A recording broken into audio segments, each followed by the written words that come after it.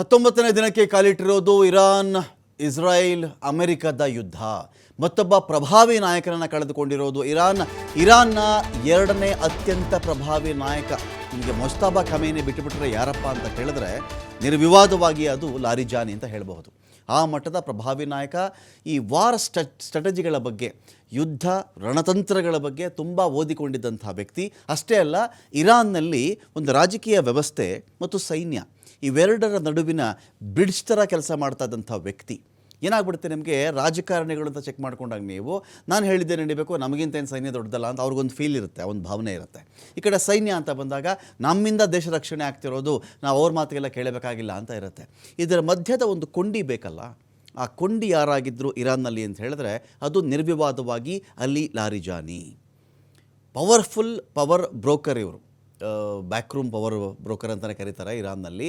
ಅಂತಹ ಪ್ರಭಾವಿ ನಾಯಕನನ್ನು ಇಸ್ರೇಲ್ ಹೊಡೆದು ಹಾಕಿದೆ. ಇಲ್ಲಿ ಇರಾನ್ ಭದ್ರತಾ ಪಡೆಯ ಮುಖ್ಯಸ್ಥ ಲಾರಿಜಾನಿ ಹತ್ಯೆ ಆಗಿರೋದು. ಅಲಿ ಲಾರಿಜಾನಿ ಮತ್ತು ಬಸಿಚ್ ಪಡೆಯ ಕಮಾಂಡರ್ ಸೊಲೈಮಾನಿ ಹತ್ಯೆ ಕೂಡ ಆಗಿಬಿಟ್ಟಿದೆ. ಇಲ್ಲಿ ಸೊಲೈಮಾನಿ ಮತ್ತು ಲಾರಿಜಾನಿನ ಹತ್ಯೆಗೈದಿರೋದು ಇಸ್ರೇಲ್. ಒಂದು ಕಡೆ ಅಮೆರಿಕ ಇದೇ ಇರಾನ್ನ ಸೇನಾ ನೆಲೆಗಳನ್ನು ಹಾಳು ಮಾಡ್ಕೊಂಡು ಬರ್ತಾ ಇದ್ದರೆ, 6,000 ಟಾರ್ಗೆಟ್ನ ಹೊಡೆದು ಹಾಕಿದ್ದೀವಿ ಅಂತ ಅಮೆರಿಕ ಕ್ಲೈಮ್ ಮಾಡ್ತಾ ಇದ್ದರೆ, ಈ ಕಡೆ ಇಸ್ರೇಲ್ ಏನು ಮಾಡ್ತಾ ಇದೆ, ಅದರ ನಾಯಕತ್ವಗಳು, ಪ್ರಮುಖ ನಾಯಕರು, ಪ್ರಮುಖ ತಲೆಗಳು, ಪ್ರಮುಖ ಸೇನಾ ಕಮಾಂಡರ್ಗಳು ಅವ್ರನ್ನ ಕೊಲ್ತಾ ಬರ್ತಾ ಇದೆ. ಆ ಸರಣಿಯಲ್ಲಿ ಲಾರಿಜಾನಿ ಹತ್ಯೆ ಆಗಿರೋದು, ಸೊಲೈಮಾನಿ ಕೂಡ ಹತ್ಯೆ ಆಗಿರೋದು ಇಸ್ರೇಲ್ನ ಕಡೆಯಿಂದ. ಲಾರಿಜಾನಿ ಯಾರು ಅಂದರೆ ಇರಾನ್ನ ಭದ್ರತಾ ಪಡೆಯ ಕಾರ್ಯದರ್ಶಿ ಅಲಿ ಲಾರಿಜಾನಿ. ಹತ್ಯೆ ಆಗಿರೋದು ಸುಪ್ರೀಂ ಲೀಡರ್ ಖಮೇನಿಯ ಅಣ್ವಸ್ತ್ರ ಸಲಹೆಗಾರ. ಇರಾನ್ನ ಪವರ್ಫುಲ್ ನಾಯಕ ಅಂತಲೇ ಕರೀತಾರೆ ಇವರನ್ನು. ಇರಾನ್ ವಿದೇಶಾಂಗ ನೀತಿ ರೂಪಿಸುವಲ್ಲಿ ಅತ್ಯಂತ ಪ್ರಮುಖ ಪಾತ್ರ ವಹಿಸಿದ್ದೇ ಇದೇ ಲಾರಿಜಾನಿ. ಯಾವ ದೇಶದ ಮೇಲೆ ದಾಳಿ ಆಗಬೇಕಾ, ಆಗಬಾರ್ದಾ, ಯಾರು ಮಿತ್ರರು, ಯಾರು ಶತ್ರುಗಳು, ದಾಳಿ ಮಾಡದೆ ಯಾವ ಥರ ದಾಳಿ ಮಾಡಬೇಕು, ಬೇರೆಯವರು ದಾಳಿ ಮಾಡಿದಾಗ ಯಾವ ಥರ ಉತ್ತರ ಕೊಡಬೇಕು ಎನ್ನುವ ವಿಚಾರಕ್ಕೆ ಸಂಬಂಧಪಟ್ಟಂತೆ ಬಹಳ ಓದಿಕೊಂಡಿದ್ದಂಥ ವ್ಯಕ್ತಿ. ಇರಾನ್ನಲ್ಲಿ ಶಿಕ್ಷಿತರ ಸಂಖ್ಯೆ ಅತಿ ಹೆಚ್ಚಿದೆ. ಇರಾನ್ನಲ್ಲಿ ಓದಿಕೊಂಡವರ ಸಂಖ್ಯೆ ತುಂಬ ದೊಡ್ಡ ಮಟ್ಟದಲ್ಲಿದೆ. ಅಲ್ಲಿ ವಿದ್ಯಾವಂತರು ಜಾಸ್ತಿ ಇರಾನ್ನಲ್ಲಿ ಅಂತ. ಇರಾನ್ನ ಶ್ರೀಮಂತ ಕುಟುಂಬದ ಸುಶಿಕ್ಷಿತ ನಾಯಕ ಲಾರಿಜಾನಿ.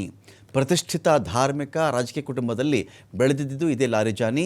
ಅಮೆರಿಕ ಜಾನ್ ಎಫ್ ಕೆನಡಿ ಕುಟುಂಬದಷ್ಟೇ ಫೇಮಸ್ ಇದು. ಅಮೆರಿಕದಲ್ಲಿ ನಮಗೆ ಜಾನ್ ಎಫ್ ಕೆನಡಿ ಅಂತ ಹೇಳಿದ್ರೆ ಆ ಒಂದು ಫ್ಯಾಮಿಲಿ ಎಷ್ಟು ಪ್ರಸಿದ್ಧವೋ, ಎಷ್ಟು ಪ್ರಖ್ಯಾತಿಯನ್ನು ಹೊಂದಿತ್ತೋ, ಅದೇ ರೀತಿಯಲ್ಲಿ ಇರಾನ್ನಲ್ಲಿ ಲಾರಿಜಾನಿ ಫ್ಯಾಮಿಲಿ ಅಂದರೆ ಅಷ್ಟು ಫೇಮಸ್ ಆಗಿದ್ದಂಥದ್ದು.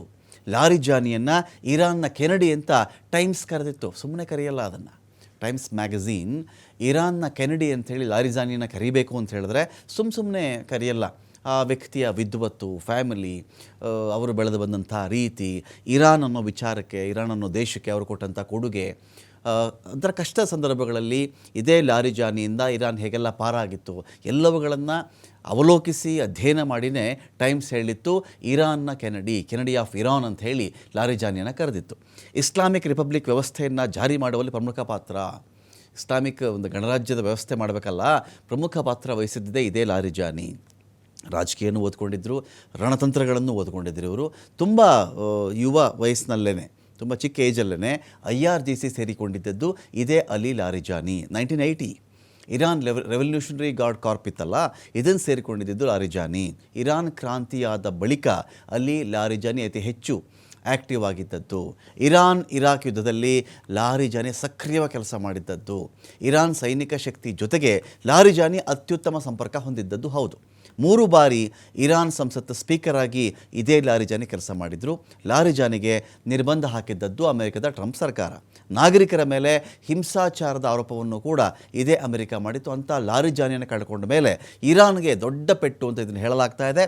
ಆದರೆ ಈ ಲಾರಿಜಾನಿ ಸಾವು, ಹತ್ಯೆ ಇದೆಯಲ್ಲ, ಇದಕ್ಕೆ ನಾವು ಇತಿಹಾಸದಲ್ಲಿಯೇ ದೊಡ್ಡ ವಿಷಾದ ವ್ಯಕ್ತಪಡಿಸ್ಬಿಡಬೇಕು. ಅಮೆರಿಕ ಮತ್ತು ಇಸ್ರೇಲ್ ಆ ತರಹದ ಒಂದು ಪ್ರತೀಕಾರದ ಪಾಠ ನಾವು ಕಲಿಸ್ತೀವಿ, ನೋಡ್ತಾ ಇರಿ ಅಂತ ಹೇಳಿ ಇರಾನ್ ಒಂದು ಕಡೆ ಶಪಥ ಮಾಡಿ ನಿಂತ್ಕೊಂಡಿದೆ. ಲಾರಿಜಾನಿ ಸಾವಾದ ಮೇಲೆ ನಾವು ಯಾವುದೇ ಕಾರಣಕ್ಕೂ ಈ ಒಂದು ವಿಚಾರವನ್ನು ನಾವು ಬಿಡಲ್ಲ. ಬಹುಶಃ ಇವತ್ತು ಇದೇ ಲಾರಿಜಾನಿಯ ಸಂಸ್ಕಾರವನ್ನು ಒಂದು ಕಡೆ ಇದೇ ಇರಾನ್ ಇಟ್ಕೊಂಡಿದೆ. ಇದರ ಮಧ್ಯೆನೇ ದೊಡ್ಡ ವಾರ್ನಿಂಗ್ ಕೊಟ್ಟಿರೋದು ಅಮೆರಿಕ ಮತ್ತು ಇಸ್ರೇಲ್ಗೆ.